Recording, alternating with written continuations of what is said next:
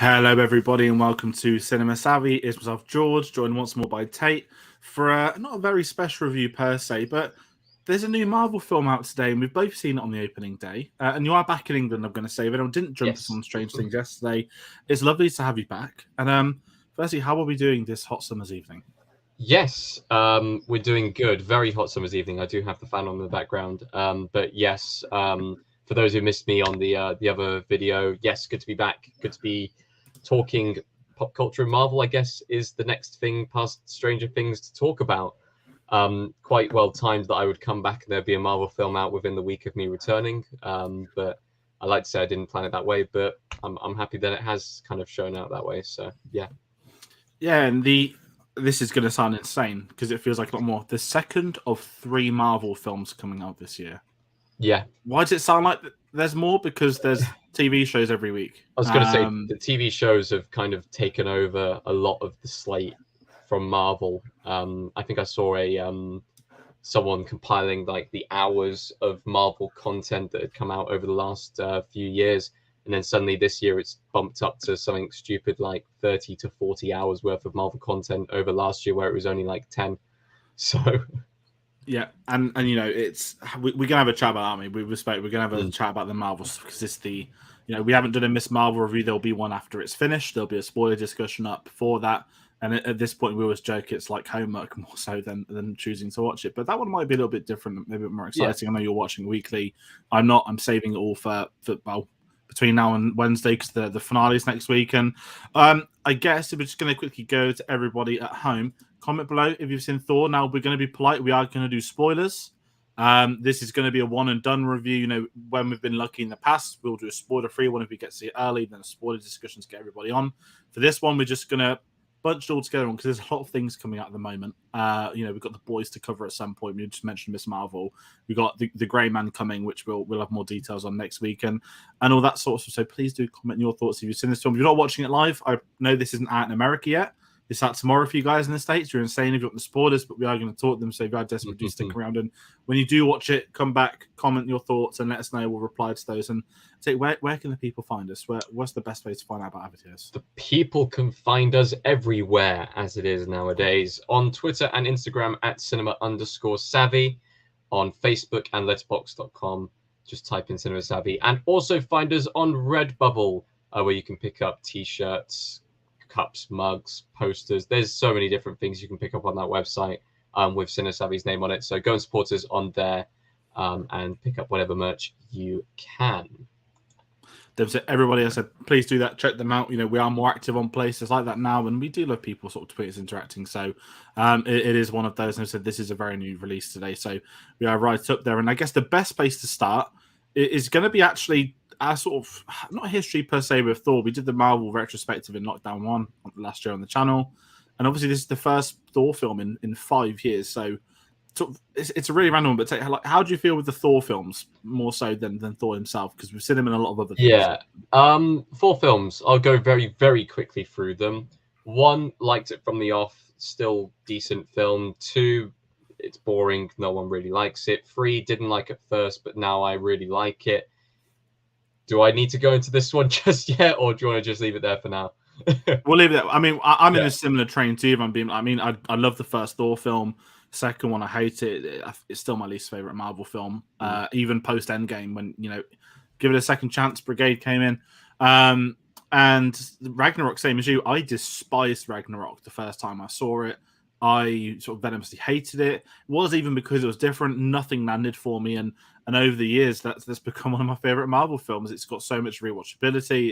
It's an incredible. It's like a definitive, Taika Waititi film. Everyone that's involved in it is perfect. Some of that sort of stuff, and Ragnarok, I absolutely love. And kind of, if we're going to talk, even heading into today, did you have much hype heading into this film? Because this is going to be a really interesting discussion now, where we might go.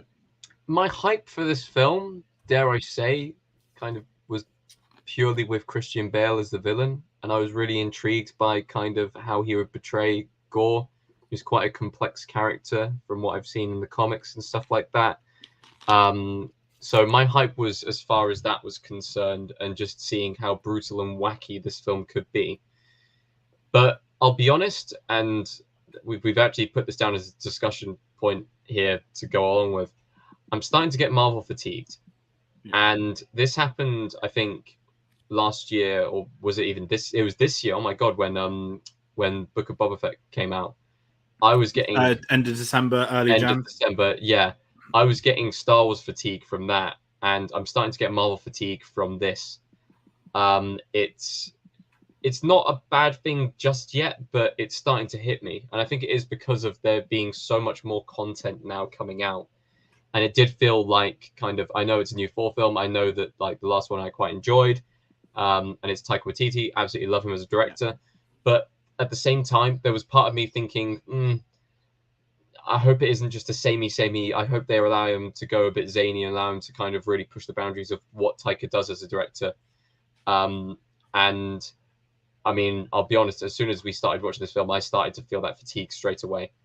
And if you want my initial thoughts on the film, that kind of continued throughout the entire film. I think this film played it quite safe, to say, from what I was expecting or what I would have hoped for. And because of that, it ended up being quite a run-of-the-mill Marvel film, very formulaic and not exactly what I was expecting. No, it's fair to. I mean, a bit of background. We weren't at the press screening this week. If anyone wants to know my thoughts on Marvel at the moment, this is nothing to do with Miss Marvel's quality. I was a bit zoned out after Moon Knight. You know, I didn't. I really enjoyed Doctor Strange at the time, but as time's gone by, I've just started to slowly drift off. Like, it's not that it's forgettable. I'm waiting for the Blu-ray to arrive. I might see it again this year and just figure it out. And you know, every time, you know, I think when Doctor Strange, Moon Knight finished like 3 days before, did it? And me and you were like just cracking out videos, and it was like, oh, okay, we've got to do Moon Knight as well. And sort of Miss Marvel, this isn't any credit to because I've not seen it. I'm sort of sat there like I can't be asked to watch six weeks of this, starting at the same time as Kenobi. I'm going to say as well. I'm not balancing 3 shows with the boys as well because I don't like doing stuff. And also Stranger Things, which was out at the same time. Yeah. And it just kind of hit a point in Marvel's okay, I'm going to zone out Miss Marvel. I'm going to, you know, wait for the Thor film. And the first Thor trailer came out and I was like, I didn't really react to it. I was like, where's Christian Bale? And the second one. Yeah, there was a lot kind of left out from that trailer, wasn't there? Yeah, it was like a teaser, but then the proper trailer came out like 4 weeks after, which just didn't really make much sense. And on reflection, dare I say, this is a spoiler review. That first trailer kind of showed pretty much all the entire film. The entire film. Yeah, easily that. And this is where I kind of am with it, that, you know, the marketing for this is nothing to marketing, but I've been zoned out for the marketing phase. You know, we didn't do a press screening. I sent an email. I'm not some correspondence with people that know you have to like chase them, follow them up, all that sort of stuff. I was like, I can't be asked. I really can't be asked. I know Natalie Portman turned up, which is great, but I'd have just shouted something about Star Wars and got kicked out if we did go, and then we'd be blacklisted. But it's just, yeah, I'm in this sort of lull. And approaching this today, like I woke up and I had a text from Charlie. You know, we're talking, obviously, we've had some really good news about against politics in that regard. I'm sure you've seen the news. And, you know, and Thor's out as well. And I was like, yeah, Thor's out today. I've got a ticket at 5:40 p.m. And I just didn't not care. But me of like 2-3 years ago, I'd have been hyped. Like, oh my God, a new Marvel film today. And I've not booked this with my normal Marvel group because I've got, I need to go early because I've got stuff on this week. And it's that like watching out of necessity because I don't want to have it spoiled. And at the same time, I just want to watch it and have it done. And, you know, I sat down the cinema, I wasn't hyped. And then the film started and it's a really interesting one because we were chatting before we went live that already it's a very weird one for me. Like, I kind of came on to the show like, I love a lot of this film. I love a lot of this. And there are some bits I absolutely hate. And I'm kind of like in this weird like tug of war where I'm leaning towards I'm enjoying it a lot more. And we kind of spoke before, you know, because I hated Ragnarok, the last thing I want to do is just sort of get the machine gun out on this film because if I 180, because I like this a lot more upon a first viewing than I did Ragnarok. Now, whether it stays the same after 2 and 3 is a very different question. And I won't see this 2-3 times at the cinema, although I'm going to say there's nothing out till like the end of summer now. I'm sick and fed up of the awful Bullet Train trailer. I don't know if you keep, I mean, you've been away, so you don't have to go to the cinema. That was the first time I'd seen the Bullet Train trailer, so there you go. They're using the Do Not Steal a Movie DVD font. It's really annoying me, but just, yeah, like my initial thoughts of this, that I'm a bit marveled out, and I think we all predicted this would happen with the Disney Plus shows, that there'd be so much happening. And one thing you kind of said, which I didn't really click before it live, is that this doesn't really connect as much to the MCU, but what it in fact does in turn is actually connect to the Thor films. Whereas previously, it was just like Thor was in Ragnarok. Sorry, that was standalone. Didn't really reference either Thor films much.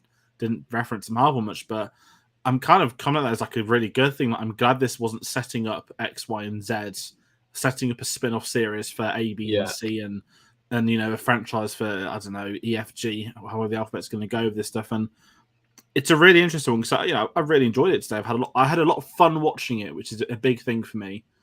Because I've not felt like that with a Marvel property. I love Shang-Chi, so I'm going to take that out of it. Spider-Man was an event, an experience, but some of the other stuff has just been like watching it on Disney Plus. Yeah, okay, I'm watching it, and I miss being able to go in like fist bump, like, yeah, I'm hyped for this, and I know a lot of people will be going into this absolutely hyped and absolutely loving it. But I don't know. You're in a similar boat, I know. It's a very weird place at the moment, Marvel, and a lot of people, I mean, Carly always comments on our stuff. He tended to be out saying that. I don't think he hadn't booked opening night, and he almost forgot Marvel was out. Dave is watching it tonight, and he was like last minute, like he completely forgot. Charlie's seen it, and I don't know.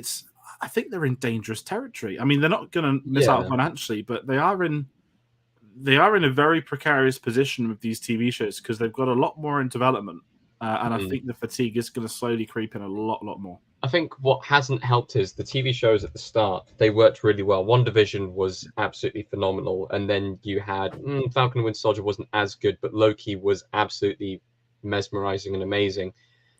And then after that, I wouldn't be able to name you what the next one along was in the chain. I'm guessing it was Hawkeye. Maybe there was one that I've missed. What if? There's been a Hawkeye was great, though. Hawkeye was great. Hawkeye was It's a Christmas thing. You can't watch it outside of Christmas.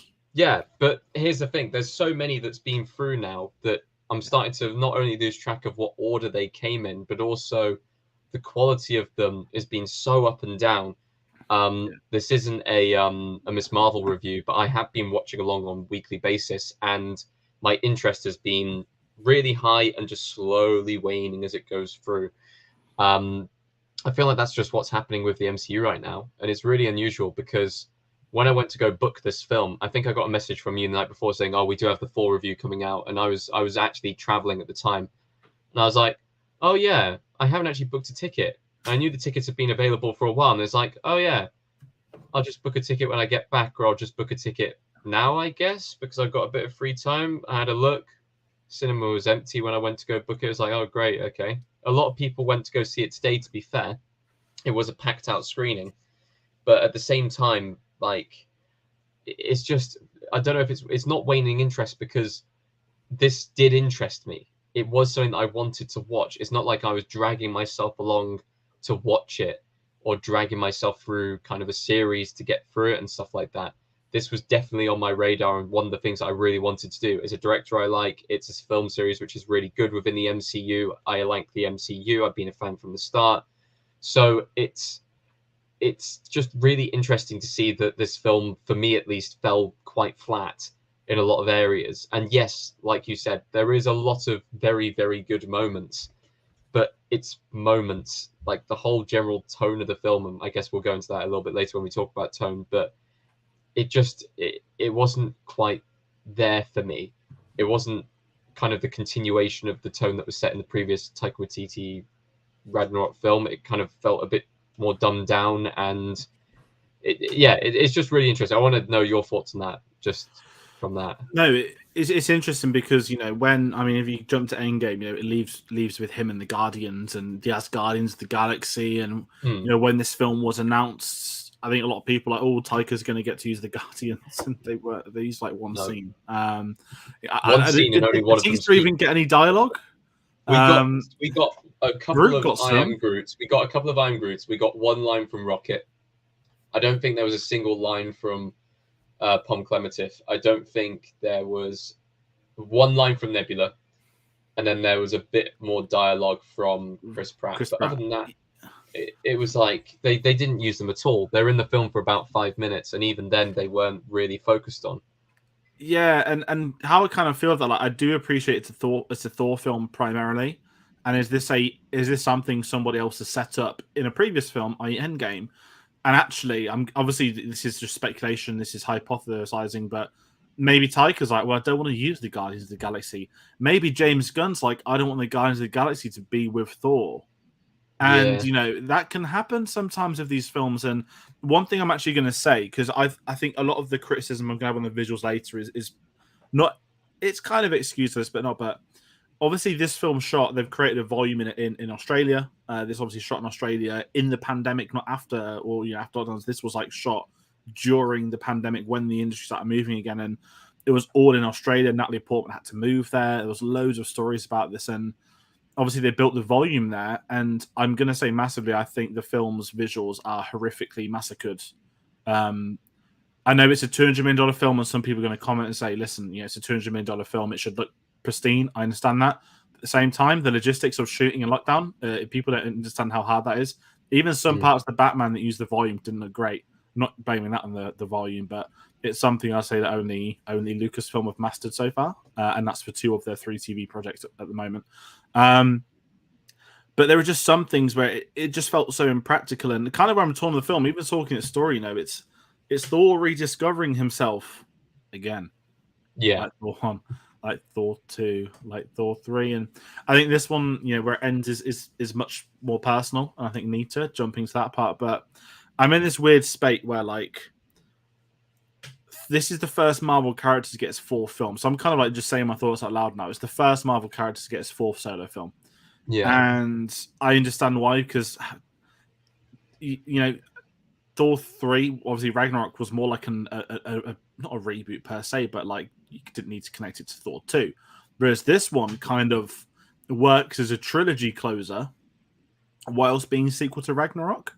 And it's really interesting from that dynamic, because straight away, like I spoke to you saying, I think I tweeted like, this is a kid's film. Every 7-year-old is going to have this as their favorite Marvel film. So I'm very chilled out in the sense that there'll be people that adore this. Obviously, the final act is literally kids in the battle scene, which I think is going to go down even more of them. I think one thing I kept plugging, I don't know if you follow Taika on Instagram. I think he's got like 2 daughters that similar ages to Gore's daughter in it. And he was going through Hobbiton with them. It's really random, but when I was watching the film, I was like, okay, it's almost like he's made a film for his kids in a way, which is really cool. And that's why I'm a bit more chilled, because I don't think I'm the primary demographic for this. As much as I love Marvel and enjoy the character of Thor, it's going to be really interesting seeing not that I've got any. But even then, there's still quite a lot of swearing thrown in there and stuff like that. And this is what I'm like. You've got this kid film, yeah, and then it's like, here's a subplot about cancer. Here's a subplot about this person on a crusade to avenge his daughter, and then it's like, kids. Yeah, I mean, I'm just gonna say, Heimdall has a child. That's like one of the biggest. Where did that come from? Jesus Christ, where did that come from? I was just sort of there, like, because the floating head popped up. I was like, is this a joke? And I know it kind of was a joke, but then it actually carried on. I was like, yeah, it's kind of serious, but it's not serious, and that's kind of the whole film, right? That bar the cancer subplot, like everything inherently of any importance is like mocked. And the biggest criticism I've seen going into this from a lot of people I know that were there on Tuesday said, like, the jokes don't stop. And this is like, not, I hate using words like height of their power because it's silly, but you expect comedy from Taika. This is Taika like making it rain. Like, we're going to get all the comedy now. And it's like, you're not going to have time to recover. The next punchline's going to come. The next joke's going to come. Yeah. And it's a weird one, isn't it? Because it's tough to talk about, I think, because we've both obviously seen it today. And yeah, it's one of those. We've just had a super chat from John Campion, which is amazing. Wow, thank you so much. The kids' battle scene to me made no sense.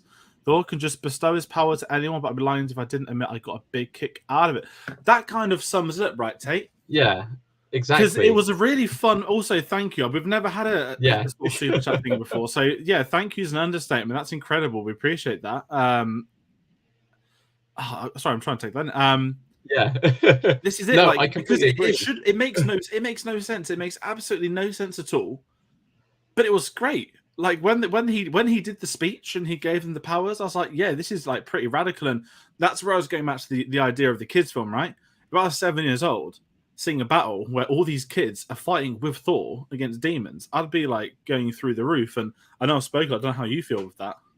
I thought it was so weird to start off with. Like, the first thing that immediately came to me was like, wait, he can give powers now. It's just like, since when was that a thing? Like, I know that we're discovering new kind of powers from each kind of film that he has. I mean, in the last film, the big thing was, what are you the god of again? And him having the thunder and everything like that.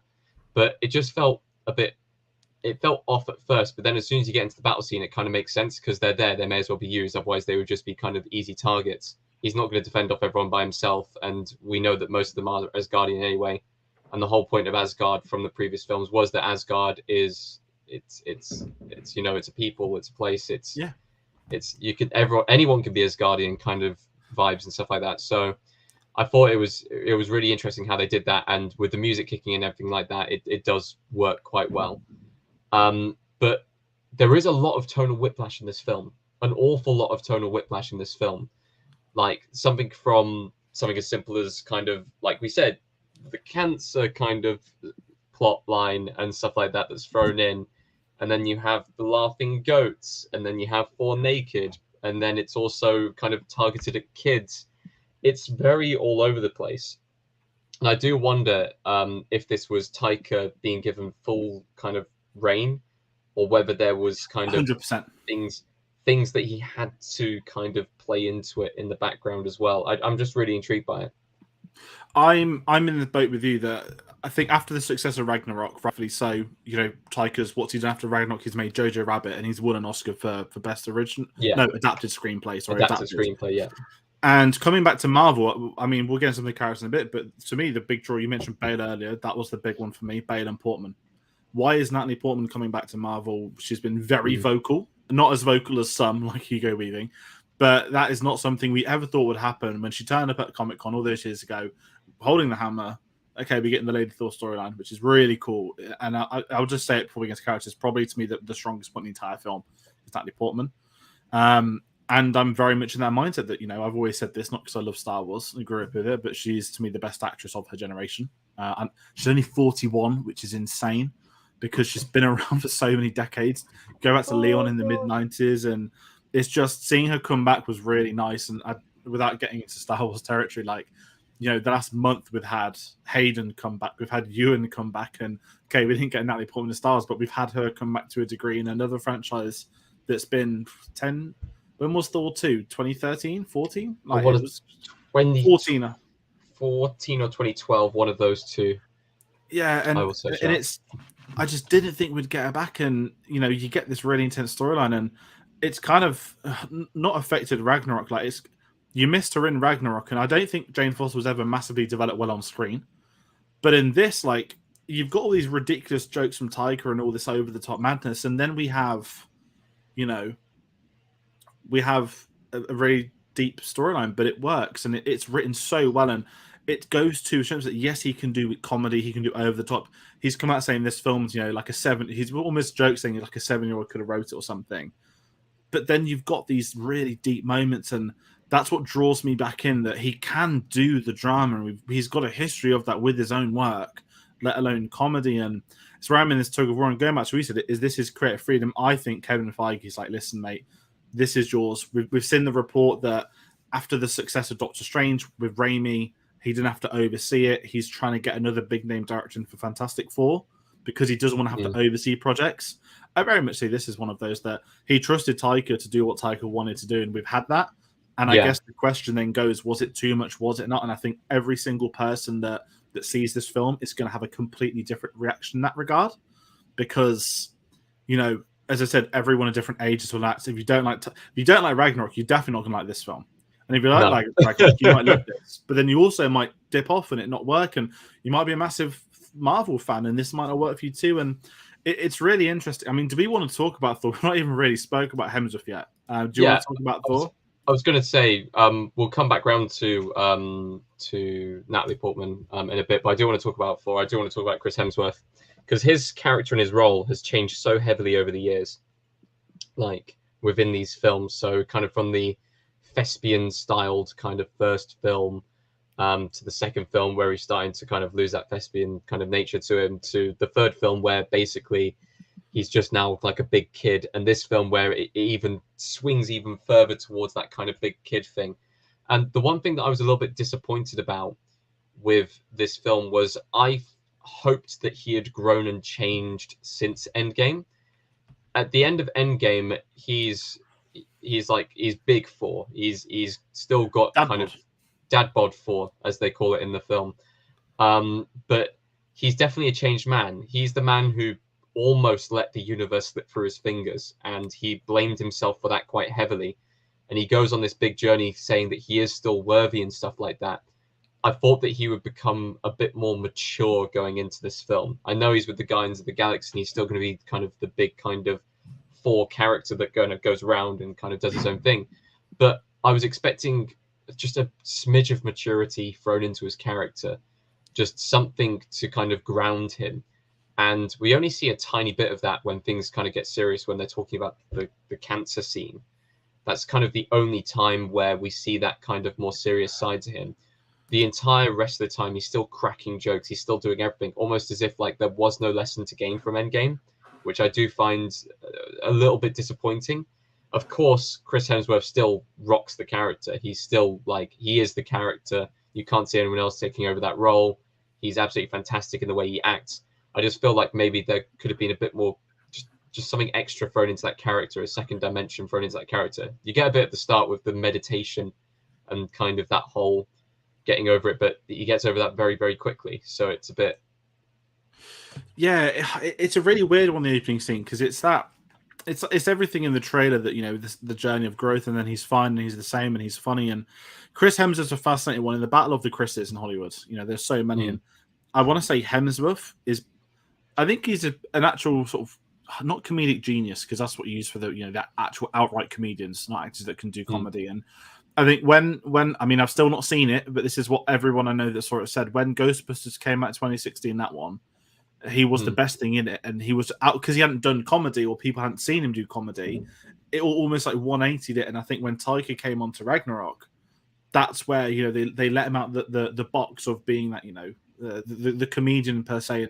Thor 1, what makes a lot of it work is the whole fish out of water story. So how do you put that back into a character? Because I'm going to be blunt, I don't think a noble Thor, like actual Nordic mythology, would work in Marvel. That's an understatement. But, you know, by adapting to Hemsworth's strengths, it sort of reinvigorated the character, and that's why we've got a fourth film. It's not just because it's successful.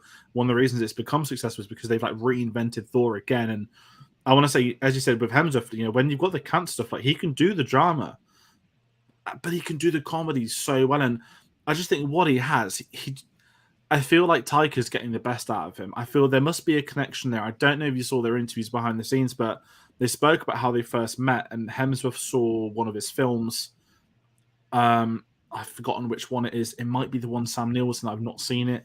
It's not Hunt for the Wilder People. It's got like a one-word name, I think. And Hemsworth said he'd never done it before. He rang his agent and asked if he could just meet up with him, and Taika was happy to. Then after that, they obviously, you know, became a friendship, and they've then in turn, you know, got each other working on the projects. And it's really interesting seeing Hemsworth in this, because I don't want to say this is his best performance as Thor, but I'm kind of where you are too, that where Endgame ends. I loved his arc in Endgame, you know, obviously with the depression stuff and, you know, losing Asgard, not going for the head. It's so quickly worked off in this, and it again jumps back to that, you know, is that something Taika wanted? Because Endgame came out in 2019, that would have been in production in like, 2015, 16. They'd have known about that well in advance of everything else. And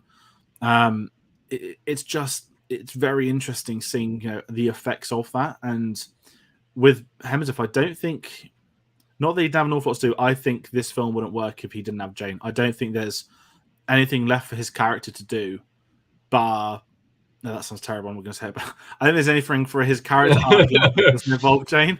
Because, you know, how many times, they joke about how many times Loki dies in this. And the last thing, I mean, you said you loved the show. I wasn't as big on the show, but I like the fact that Loki's staying dead in this timeline. You know, yes, it's a multiverse now, and I feel like that's kind of where Thor goes on from this. It'll be kind of tying back into Loki, as that's the only connection he has left. And sure, at the end of this film, he's starting a new family, like he's got someone to fight for and stuff like that. But at the same time, I feel like there was such a big kind of roller coaster of kind of emotions here, especially if you've watched Endgame and then you come straight into this. It's such big kind of whiplash from the tone. I don't know how much time has passed in this. I don't think it's that long that they've been kind of fighting with the Guardians. I know he gets into shape, but he's a god. That could take minutes. That could take months. You have no idea. But no, I just feel like there was a bit too much to change there. I would have hoped that that change would have happened a little bit later into the film, or even just kind of something as simple as just, you know, just something different, some maturity coming through into the character or something like that. But if we are moving on to talking about kind of the other characters, you've already mentioned Jane Foster, played by Natalie Portman. Fantastic in this film. And you're mentioning that she is one of kind of the great actors of the generation and stuff like that, going from a child actor all the way through. Recently, for people who haven't watched, we have been going back through the Spielberg retrospective, all the Spielberg films. There is another person we do need to mention who is, once again, one of those greatest actors of the generation types. Christian Bale could be kind of the male equivalent of Natalie Portman in that kind of same sense. Did they win the Oscar in the same year? I think they... Potentially. I'd need to double check, but I feel like Bale won his later. Quiz once. Dare I say Bale won his later. Fighter was 09 and Black Swan was 10, but I don't know if it was the same Oscar year or 1 year apart in terms of the Oscars. But that's quite something. Like, and this is the thing. Like for me, like obviously I'm a massive Batman fan, you know, and I've, you know, you'd know this. I've done the same Adam Driver. When I discover an actor for a big franchise, if they've had that impact on me or their career, it's more of like a polite necessity where I'll just be courteous and check out their other films because I've been invested in their career and what they've done, etc. And Christian Bale is like an Adam Driver to me, where the first time I saw him, I was like, okay, this guy is really cool as Batman. And so, you know, you see things like The Prestige. You see, I mean, when The Fighter came out, that was one of the first 15s I stuck in. They did win it same year. They did actually win it same year. And this was it. Like, I mean, Dark Knight Rises is 10 years old in 13 days. 10 years since that came out. And like Natalie Portman, Christian Bale's going to be in a Marvel film. I was like, what on earth? Bale doing Marvel, and that's not a criticism of Christian Bale. I think he is, when we say he's one of the best actors, I think the obvious comment is, you know, this isn't just his ability, but his commitment to roles, I think, is unparalleled. You know, you've got ridiculous stories of people like Jared Leto on Morbius, you know, pretending to be disabled and not going to the loo and stupid stuff like that. And you have Christian Bale, like, who will just drop to a featherweight or then put it all back on for every role, and he has this intensity. And that's the main thing I was looking forward to, if I'm going to be blunt with this film, was saying, how does Christian Bale fare? Because I haven't read the storyline with Gore in the comics, but I know the storyline. I know the character. I know a lot of people moaning at a nose, which is stupid. Taika said if he didn't have a nose... Christian Bale, the method actor that he was, said that he was going to cut off his nose, but the director refused. It's just stupid then. And I think Taika said if we cut his nose off, he'd have just looked like Lord Voldemort, and that wouldn't work for an audience. Which I think fair. But... Again, like, you know, we spoke earlier, he wasn't in that first trailer. I was like, where's Christian Bale? Where is he? And it's just, you know, I'll say, we get him in the opening scene. And I don't want to say I'm disappointed by his character. Like, I am and I'm not. I think he had a really fulfilling character arc where he begins and ends. But I don't feel we ever got enough of him to warrant the threat he is. Yeah. I think the scenes we got of him were great. And it's Christian Bale doing that. It's like that uncomfortable, like, it's like a dark comedy, isn't it? Like, he's very funny, kind of intentional, but it shouldn't be. But he has like a dark sense of humor in the film, like when he's playing with the kids and like chopping the snake's head off. It's that, you know, in The Prestige when he's doing like, the magic tricks, it's almost like he's doing that for the film for like 2 hours. And like I said, he actually had a character arc, and I'm just gonna jump ahead. I'll let you speak about it in a second. But him and Portman, the big draws. Is it any coincidence they were the two characters that had a fulfilled character arc? Like, they put the projects before they put being in Marvel. No, I agree with that. And I feel just Christian Bale as Gore, his best scene was his first scene, and his second best scene, I feel like, was his last scene. Everything in the middle, I feel like he was underused. And I wish we'd saw more of him, because he's called the God Butcher. We only see him butcher one god in the first scene. And it's something like that which makes me kind of think, oh, do I really enjoy this film or not? Because there's so much more you could have done with this character. So much more. I know that as soon as they announced that Christian Bale was going to be in the film, he's going to be playing Gore the God Butcher. I saw a lot of people online saying that would make for a very good series. Not for a very good film, but a very good series of Gore butchering a god each episode and Thor kind of slowly hunting him down. And I feel like maybe in retrospect, I know we've been saying, oh, Marvel fatigue and stuff like that. With something like that, I feel like there wasn't enough time to build up this character as a villain. You said, I think before we went live or possibly on here, that he gave off child snatcher vibes and stuff like that. Child Catcher from Child Chick Chick Catcher, Bang Bang. yeah. Not Chick Chick, yeah, it is Chick Chick Bang Bang Bang, yeah. And that's what it kind of is, like a sadistic kind of like kidnap the kids kind of villain and stuff like that. But as evil as he is in some of the scenes, he's so goofy as well that it doesn't really sit right. At least with Hela in the last film, she was evil and wicked, and the humor came from how evil and wicked she was. There's some points of this film where I don't think I can take his character seriously. That's not down to his acting. I think that's just down to the writing around it. Yeah. And I feel that's really disappointing. But if I'm going round to Natalie Portman, I think she absolutely nails it. She is absolutely fantastic. And part of me wishes they went with kind of the comics and kind of made her the main Thor. But obviously with her character arc in this film and the possibility of her not wanting to stick on for extra Marvel films and stuff like that, it would make sense that they would want, her character to go through that kind of journey, and it helps Thor along within the film itself because he has to, go through that process as well of dealing with kind of the love of his life, and meeting her again, and then her being kind of similar to him, but also the power that he kind of not gives to her, but the power that she has, which is the same as his, is killing her. And he has to live with that. And this is what I kind of like love when you get to that climactic scene. I will also say I know I've bashed the marketing a bit, but we didn't get anything from the final act. All the footage went up to the black and white scene, which I want to say visually, I mean, it's our background tonight, but visually fantastic. I loved that.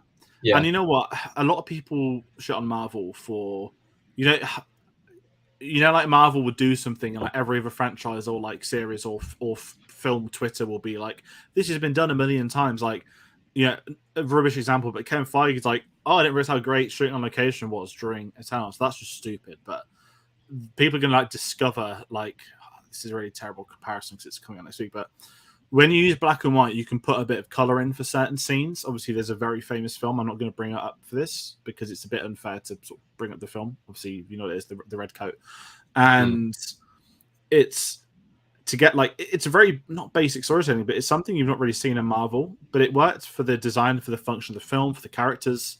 And I thought it was something unique and different, which is what I feel Marvel's been missing for so much. And when this does want to be colorful like Ragnarok, when they go to the god, I'm just going to call it, it's like nowhere but for gods. That's insane bright over palletized, and there's a reason they're having that juxtaposition for the following scenes. And some of it's really interesting in that regard. And jumping back to how Bale fits in with it, I love that is the presence of Gore, that he's black and white with the yellow eyes. It's very Star Wars-esque, and I'm kind of in this lore with him because where his final scene is when he chooses not to kill the gods but bring his daughter back. That was pretty powerful viewing for me because you had obviously the juxtaposition of Natalie Portman dying, him seeing the same process of his daughter, and I know it's jumping ahead, but because of they revived the daughter, bring her back, and Thor raised her. I'd never predict that going in, but actually it's one of the best things they've ever done for the character of Thor because it feels so natural to him at this point. It's not like he is a giant grown child, but he is loving and caring. And again, if Portman hasn't had this believable performance, it's probably not easy to act as someone having cancer whilst in the same film being a superhero per se, probably bulking up for that as well. And then to go between each of those, like just her physical performance, I thought was really well. And the same Bale, that if neither of their performances work, the final scene can't work, and then the film doesn't work. But that does to me, and we get the big reveal of it, love and thunder. Love is the daughter; she's made out of love, and obviously thunder's Thor. And I know it's I'm all over the place discussing those two, but it's those parallels. I think again because they've got the big actors, sort of unfair to call them big, like praised Academy Award winning they could have released a trailer saying directed by Academy Award winner Taika Waititi, starring Academy Award winner Bale, Academy Award winner Portman. Did we haven't spoken about Zeus, but did not Kurt Russell? How on earth I've forgotten his name? Don't embarrass me. Quickly finish I'm it. not going to. Russell Crowe. Russell Crowe. I don't know why I was thinking about Kurt Russell, but did Russell Crowe win acting for Gladiator? I'm sure he did. Oh, Gladiator or A Beautiful Mind. I feel like he won it for one of them, but I can't remember which one. He won it for Gladiator. And that's a pristine cast that have jumped in for this film with him. And yeah, I know I'm all over the place talking this, but I'm just going to really quickly bring up some comments. Oh, this movie looks hella stupid. And if Black Phone is way better than Thor. Now I haven't seen Black Phone. I've heard a lot of good things about Black Phone. I've heard a lot of good things as well, and it's got a normal actor in there as well. I was about to say My Hawk, obviously it's a Ethan Hawke. That's the strange things like talking, but kind of avoiding Gore and Jane for a bit. How do you feel about Zeus being brought into it? I know it's a very minor character, but did you know what? And this we talked about a little bit before the review as well. I wasn't expecting the Greek accent. I wasn't expecting that kind of presence for him to give to the role. I thought it was going to be very bombastic and almost a bit like Matt Damon's kind of cameo of like a false god that he'd previously done in the other 4 kind of films. And yeah, I was pleasantly surprised by his performance. I think it was very good. I think it was very, very good. Commanding the screen, slow talking and stuff like that, showing off. It's kind of what you'd expect Zeus to be within this universe. And I'm glad that he has survived. And of course, we have the end credit scene as well, which kind of sets up the future of the 4 films going forward, or possibly a new 4 villain going forwards as well. We'll talk about that in a bit, but I really enjoyed his performance, actually. I was pleasantly surprised by it. He kind of, I mean, with spoilers, right? He's really in one scene. It's a very long scene, and the credits. But as you said, and this is going to sound really dumb, but my barber's Greek, and I've been going to him for 20 years. So when he started speaking, I was like, he's doing a really good like Greek accent. Like that's like not. That's not him being an actor. I was like, this is ridiculously good. Like that, I could shut my eyes and think I'm in the barber's chair. And I was literally there 2 days ago as well. Imagine if Russell Crowe was your barber. I'd be great with that. He's got a great beard in it. Not that, I don't ever need that cutting, but it just really surprised me. And I guess the big twist for me, I think you probably would have thought the same. When in the trailers, like Zeus is in this film. We've got a film about Gore the God Butcher. We're going to see Zeus get killed by Gore the God Butcher. I thought that like the entirety of Omnipotent City was going to get completely wiped out. And this isn't a criticism, but it kind of is. I don't want to sit here and say you need excessive violence to make a film interesting. You don't. But it's kind of what you said earlier. We didn't get to see the God Butcher butcher any gods, and that's why I'm kind of in this phrase like. Not could you have let him kill people, but we get this sort of montage of all the dead gods already. I get you don't need to follow him going around just killing people, but at no point do we ever feel threatened by him. And obviously the fact that Thor inadvertently kind of but doesn't kill Zeus was a fantastic moment for Thor because it's setting up a parallel with him and Gore down the line. And it's a really great moment. And then you kind of lose it, and then when Gore eventually almost kills Valkyrie, who we've not spoken about tonight. Valkyrie doesn't. I'm going to be blunt. Valkyrie doesn't have anything to do in this film. Tessa Thompson is wasted, and this is the one thing that disappoints me. That when they spoke about this film coming out, they said that in Thor Ragnarok that she was bi, and we'd get that explored in the next film. And they said we're going to see her with her queen. We didn't get any of that. And whether there's something on the cutting floor, I do not know. But it felt a bit not that they've marketed the film around because they haven't, but in the press interviews, they've been very much on the conversation with that. And I feel it's a bit rude. Like it's almost like they've marketed and at the press screening in London on Tuesday, I think the footage has gone viral now. Someone asked in the crowd, like, how gay is the film to Natalie Portman? She's a bit awkward and uncomfortable. She goes, oh, very gay. And then Taika screams like super gay. And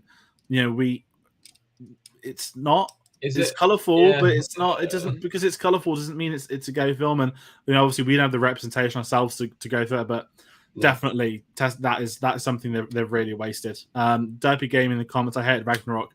You're not gonna like this, mate. If you don't like Ragnarok, you're not gonna like this. And being compared to Batman and Robin. No, the only comparison I've seen from that is the fact that Batman and Robin was gay per se, but it's because they had a gay director doing it, and criticisms come at Taika that Taika, well, he might be bi, but he's obviously straight. And yeah, the Batman and Robin comparison is more of a political standpoint. I wouldn't say it's fair. But aside from that, I was going to say, just very quickly off Derpy Gaming's comment, personally, I prefer if Ragnarok was dark. Actually, I'll just throw up on the screen, like Dark World with a little humor. I feel like this film could have done with, like, the scene we just discussed, just gore going in and massacring somewhere. And dare I say, that may have fixed all the problems, because a lot of the problems I have with this film is that Christian Bale isn't used enough, and the film has... It's total whiplash, but also it's very much within its own kind of limits. If it had a big old kind of massacre scene where all the gods get butchered by Gore the God Butcher, then that would have been brilliant. And the fact that Gore only butchers one god and doesn't really butcher him, he kind of just kills him. It's not really like a massacre or a butchering. Yeah, and it's not in the same context as, shall we say, Billy the Butcher from The Boys, who is a butcher. Like there's been a lot of Gore and Billy memes. I don't know if you've seen much this week, but there's a lot of the Butcher memes between them, and kind of going with what you said there as well. Like, I'm going back to Thor: The Dark World here. What when people say what's the best scene from the film, you've got the worst Marvel villain with Chris Eccleston. I always forget his name, Malekith the Accursed or Accrued or something. The Dark Elf. And the best scene from the film is him killing Freya, right? Yeah, because the villain's actually able to do something villainous and it affects the character. And okay, we've not got a Loki to kill this time, we've not got an Odin to kill this time, but at no point I felt that Bale had the stakes, because again, I like his descent into the madness, the context of it, but we never got to really see him go away. It's a really random comparison to Revenge of the Sith. It's like people like, we never got to see Anakin's turn; it just happened so quick. We got to see him massacring all the Separatists, because you get something to show the younglings, implied violence. Okay, I don't need Christian Bale to kill all the kids. So that would be insane. But there are moments where, as we said, the reason we compare it to the child catcher is because he's literally just catching the children. And it just sort of flows. It's a very weird one because, character-wise, there is stuff going on, but I just never feel it's as committed and it goes all the way in that sense. And kind of stemming off that, I kind of want to jump to you. We spoke about the tone of some of the CG. Yeah. Do we want to talk about some of our favorite moments? Because we said moments a lot, and I think there's some really good stuff in this. I know we're sort of maybe potentially bashing it a bit more than we would have thought, but if you could pick some out that we haven't spoken about, or if there's anything at the top of your head. Yeah. Off the top of my head, my favorite moments were the opening, which I genuinely think when I was watching it, wow, this is one of the strongest Marvel film openings that I've seen, as far as introducing a character, showing off their motivations, and immediately having that villain announce to the screen, all gods must die, and you understand that motivation behind it. I think that was an incredibly strong opening. I really enjoyed that, and it got me straight into it. And I was thinking, I know this has been quite light-hearted and stuff like that in all the advertising. Maybe this film will take a darker tone, or at least a darker line and a darker edge to it and stuff like that. And then I also quite enjoyed the scene with Eternity. Now, we haven't really spoken about Eternity and anything like that, but I feel like it was very beautifully staged, just kind of this god that is above all gods and can grant these wishes to people. And as part of, isn't it? I was going to say Gore's dying wish, because he'd kind of been taken over by the dark. What was the sword called? The Necro. The Necro sword. Necro sword, yeah. His dying wish is that kind of his daughter lives instead of to kill all gods as his crusade has been. And I know I've just gone and criticized Gore as a character and then just pointed out two scenes which were the best scenes, but honestly, those were my personal best scenes from the film. I thought they were fantastic. No, I'm the same with you. And you know what it shows is that I think drama can triumph comedy, drama can triumph action. And I think the problem is that you have these amazing moments, but the rest of the film just doesn't back up. We we think they're great moments. Could you imagine we'd have been able to get a further deep dive into his character? That moment would be even more powerful. So I'm kind of saying they're my favorite moments, and I think obviously I'm going to add Jane in that. Not this great horrific way, but dying to cancer.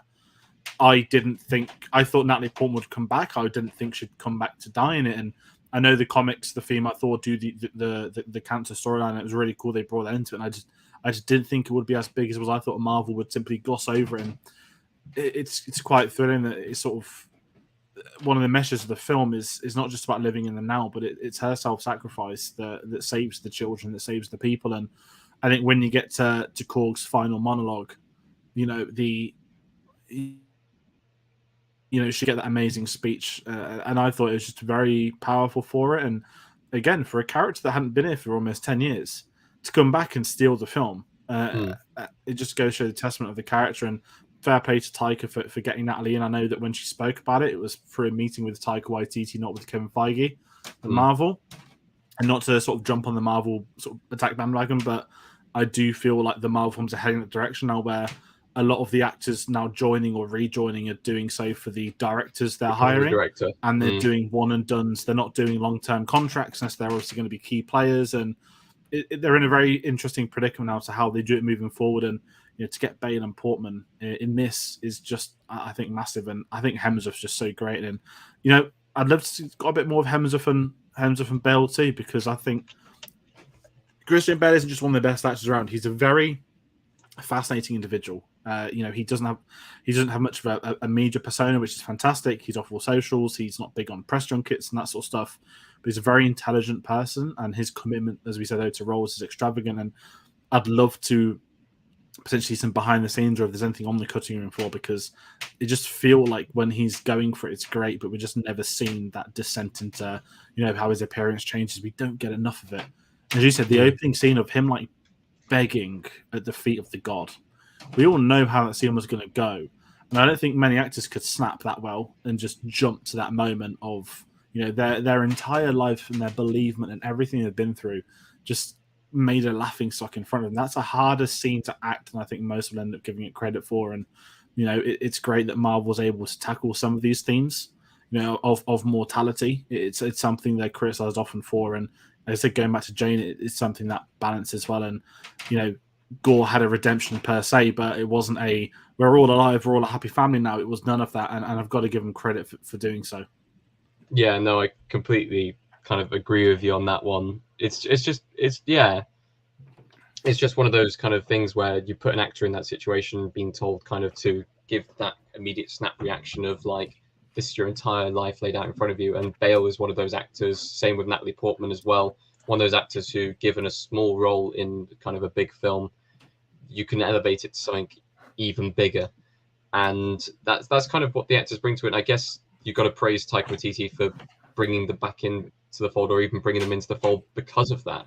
Yeah. As much as we criticize this film kind of for its flaws, it does have enjoyable moments. And on the balance, I've put in the comments here, and I've actually written this down. It's a 50-50 film. You're either going to love it or hate it. And at the moment, I'm sat on the fence between that, because I'll need to watch it again. I'll need to give a bit more time to settle on it. But there are certain things which I really like. There are certain things which I didn't. And I do like the fact that it was kind of closed off. There's no extension into the further kind of MCU. We get, what's his face? Brett Goldstein as Hercules coming in. That's Roy Kent. I read this a few months ago, so it wasn't like Hollywood Reporter. It wasn't a leak website. Yeah, it was just this talk that Roy Kent's going to be in the MCU, and obviously Ted Lasso. If you don't watch Ted Lasso, please watch it. Oh, it's fantastic. It's one of the best shows around, and I was like, Roy Kent playing Hercules is like, he's got the looks for it, to be fair. Yeah, and I was trying to think, like, if he just turn up, is he just going to like go like and grunt at the camera? But he had the Greek accent as well, and he does. I don't know what his I want to say he's British, but he's a Londoner. He's an outright. I was going to say he is Greek. Like he does have the Greek kind of chiseled look, so it works. And it's just you know, again, is there going to be a Thor 5? We'll probably won't have an answer for that for a few years, if then. I guess it would depend how this film does. I'm just going to be blunt. This film should hit $1 billion. There's nothing out for the rest of summer. Everything's been out and gone now. This is an easy window to the $1 billion. Coming up. Anything They've all been scared of Marvel. Everything's come out between Doctor Strange and Thor. And Top Gun's won the box office at the moment. So that goes to show that. And, you know, you got Bullet Train. We're not going to watch The Railway Returns. Sorry, The Railway Children Return. No one asked for that. Minions.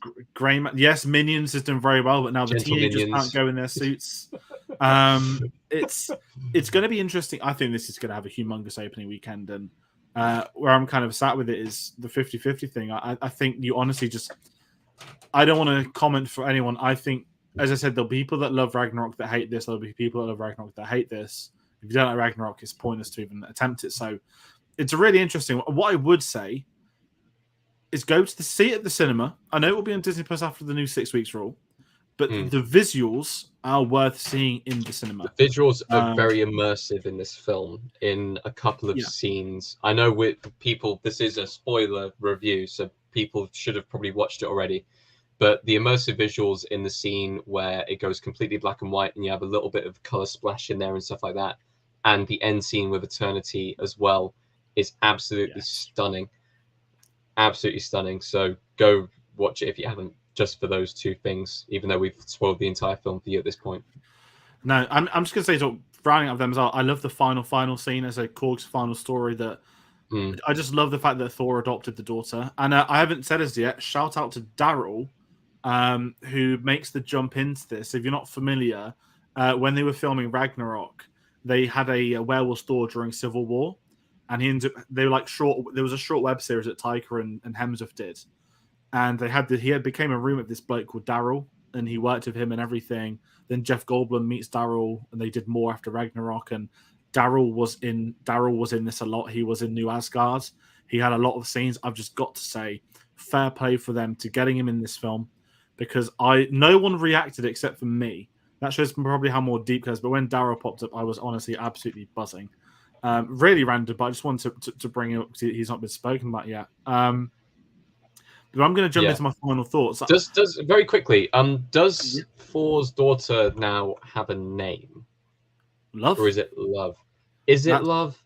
Is that the name of the daughter? Is that what they're going with, or is that? There was something at the start that Christian Bale called her, but Korg just referred to her as Love, and I think that's what's kind of interesting. If we, my question, this is a bit random, but I wonder if it's Taika's daughter, because I said he always puts her on Instagram.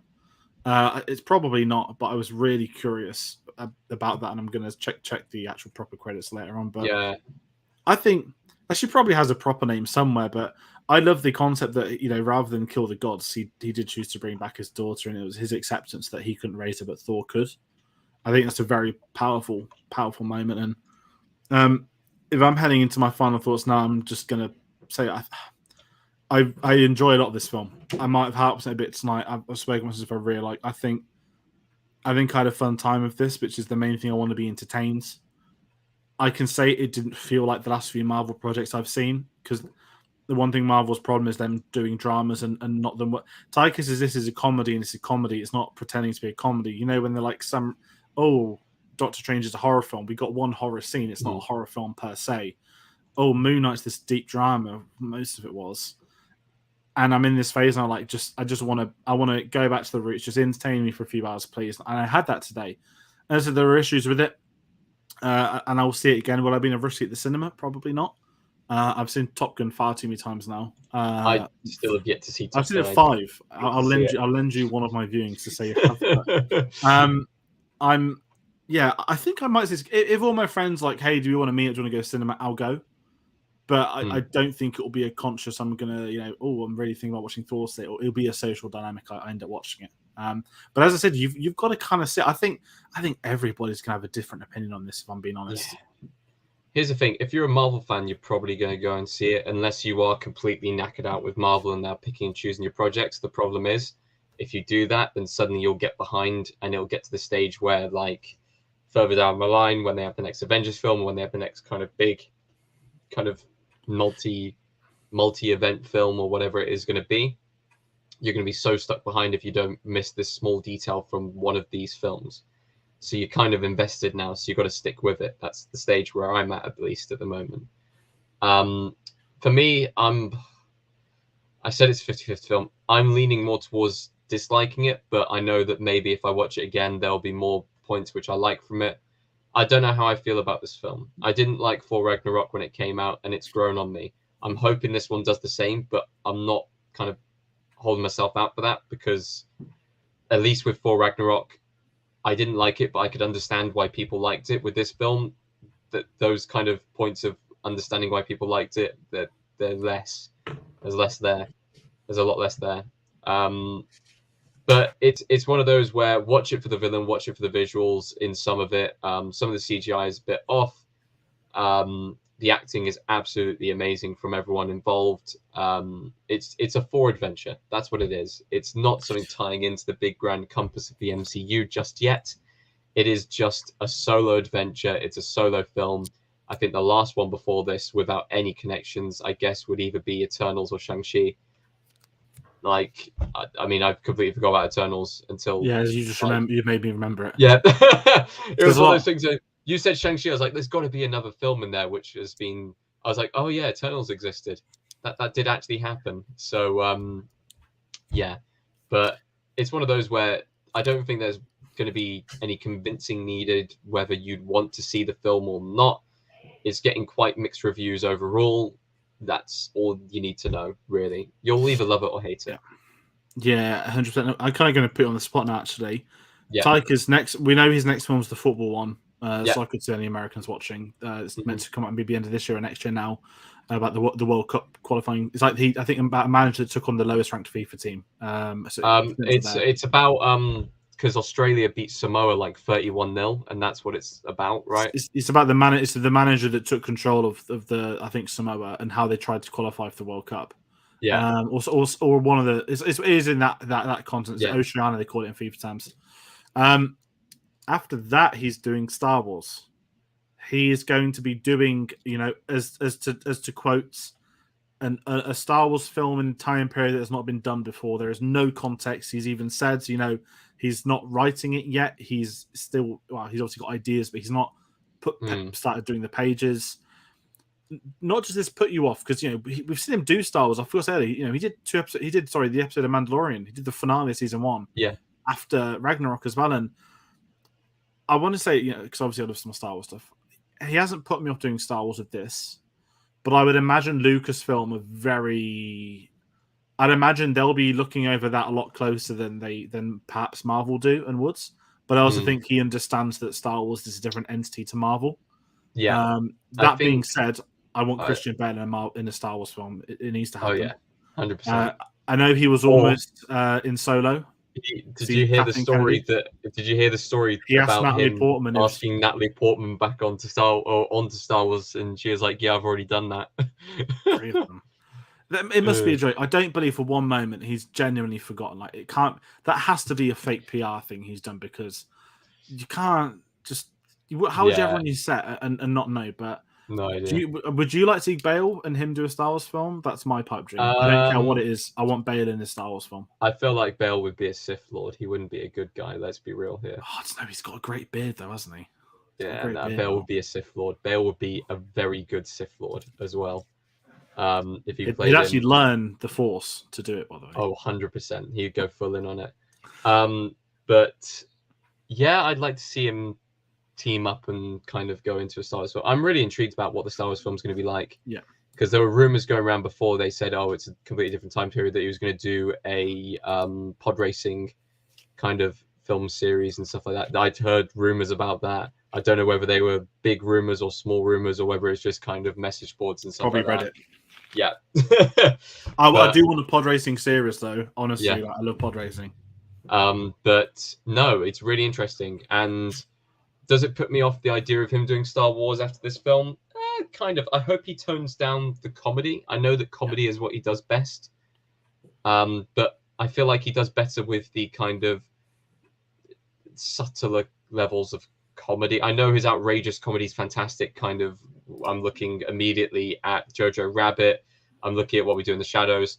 But if we look kind of more into his film catalog and stuff like that, Hunt for the Wilder People wasn't an outright comedy. It had comedic elements. It was more like a drama, and I really enjoyed that. And I feel like if he leaned more towards that, then that would be kind of better, if that made sense. I know he's also doing Flash Gordon, which he can do it like this film. He can do whatever the hell he wants with Flash Gordon. That's going to be amazing. And he's also going to be writing the screenplay for another Akira film. So sure, go wacky and wild with that. But I feel like with Star Wars, he may need to be a bit more reserved and kind of know his tones and keep them within check. Yeah, it's really well said of that, and it is going to be interesting. And as I said, I think Kathleen Kennedy will, as I said, be watching, and Star Wars haven't hidden away before from moving someone if they had to. But I do think Tayte will be a bit more switched on. He's done his dramas, and I think him doing Star Wars, I'm still down for it. It's just that sort of cautious worry until you know what the set. I think he did. It's an outdated joke when it's Jar Jar Binks. It's like, oh yeah, I'm making a Jar Jar Binks film or something stupid he joked about, and people like Jar Jar Binks these days. Realize that now.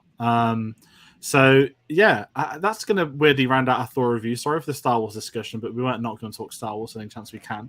And we're going to head over to everyone in the comments. Thank you again for the super chat from John Campier. Really appreciate that. And if you're still watching, hit subscribe. We've got a lot of other movie reviews on the way as well. And obviously, if anyone's unfamiliar, John Campier is one of the sort of the original film YouTubers, which is quite incredible. You're watching our videos, I'm not going to lie, especially with the old Collider days and the Jedi Council stuff. So, as a side point, please comment your thoughts on Thor. If you've seen this, if you watch it down the line, hit that subscribe button. Let us know your thoughts. If you like this, you dislike this, comments, get them going. After the stream's done, comment them. We'll reply to them. We're really curious to see what everyone thinks for this one. And as I said, Marvel's not going away anytime soon. We keep talking about it. There will be a not Captain Marvel, a Miss Marvel spoiler discussion after the series is done. And we've got Black Panther 2 coming out in November. She-Hulk in August. Yeah. There's probably another show somewhere. The Boys is, it's not. It's superheroes. That's our counter medicine. Yes. That's like the antidote to all of this Marvel, We need that brutality that is The Boys. And the finale is going to be out in, 2 hours' time? 1 a.m. So 1 a.m. it goes up in England. 1 a.m. Watching it. I don't know if I'm going to stay up for it. I'll probably watch it in the morning. But yeah, should be really interesting as well. And Tate, where can everyone find us? If they don't follow us on our socials, yes. Where can they find us and what are the best ones? People should follow us on our socials because that's where we announce all of these videos that we just talked about. So go on to Twitter and Instagram at cinema_savvy. Go on to Facebook and Letterboxd, that is just Cinema Savvy, and go and find us on Redbubble as well. Order in some merch. Go and support our channel. Definitely. So everybody, please do that. It's been amazing. Get everyone in the comments and all that sort of stuff. And if you're curious what else is coming out, we obviously don't just do Marvel films and new releases. We do old stuff. We are currently running a retrospective on Steven Spielberg. We're going through all of his films, beginning with Duel, all the way to The Fableman/West Side Story, depending on UK release dates, which is really annoying. But next week we have Schindler's List. Not weird juxtaposition going from Thor: Love and Thunder to Schindler's List, but if you're curious, check that out for me and Tom Salt's very difficult video, but a really important one. So if you're a fan of Spielberg, this is a place to be. And aside from it, we've got a very special interview going up on the channel at some point in the next week. You can see a poster behind me. It's not Revenge of the Sith, it's Clone Wars. And the tease is it's a composer from Clone Wars. So put 2 and 2 together, and that will go up later this week. So I think that's going to do it for everything with teasing. We don't know what the next video will be, but that's the whole point, is to get us on social media to find out when. So thank you again, everybody in the comments, and to everyone watching at home. Take care, and we'll see you on the next one.